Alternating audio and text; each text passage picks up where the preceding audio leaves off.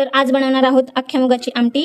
तर मी इकडे 1 वाटी अख्खे मूग भिजत ठेवलेले, तुम्ही मोड आलेलेही घेऊ शकता। आणि वाटणासाठी 1 कांदा, अर्धा सुका खोबरा, 5-7 मिरच्या, लसूण आणि अद्रक हे सर्व आपल्याला भाजून घ्यायचे। तर मी लगेच हे भाजून घेते। बघा अशा पद्धतीने आपण भाजून घेतले, जास्त काळा केलेला नाहीये, जर असा लालसर होईपर्यंतच भाजलाय मसाला। आणि याच्यामध्ये मी थोडेसे धणे टाकले आहेत भाजून, आणि थोडीशी कोथिंबीर घ्यायची आणि थोडंसं पाणी टाकून ह्याला मी वाटून घेणार आहे। तर मसाला मी वाटून घेतलाय बघा। लगेच आपण फोडणीला देऊया।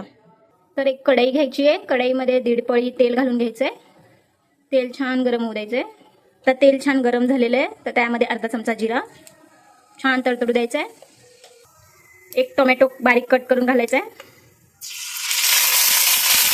टोमॅटो रंग बदलेपर्यंत मस्त भाजून घ्यायचा। आता घालूयात थोडीशी हळद, 1 चमचा लाल काश्मीरी पावडर, अर्धा चमचा लाल तिखट, हे छान मिक्स करायचं आहे।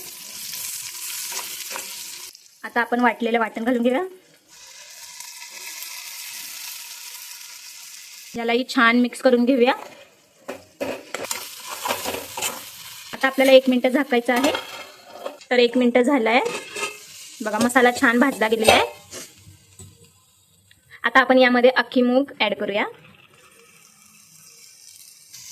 मी 1 बटाटाही ऍड करते यामध्ये, बटाट्याने खूप छान टेस्ट लागते, ते ऍड करून घेऊया। याला परतवून घेऊया।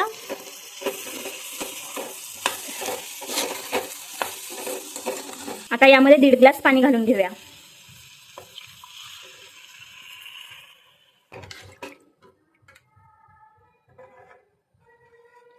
आता याला ना 5 मिनिटं झाकून ठेवूया मीडियम गॅसवरती।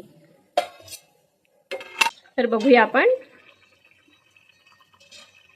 तर भाजी पूर्णपणे शिजली आहे, गॅस करायचा आहे आपल्याला बंद, आणि थोडी वरून कोथिंबीर घालायची आहे। तर मस्त अशी अख्ख्या मुगाची आमटी आपली तयार आहे। नक्की करून बघा, खूप टेस्टी लागते। भेटूया नेक्स्ट रेसिपीमध्ये, तोपर्यंत बाय बाय।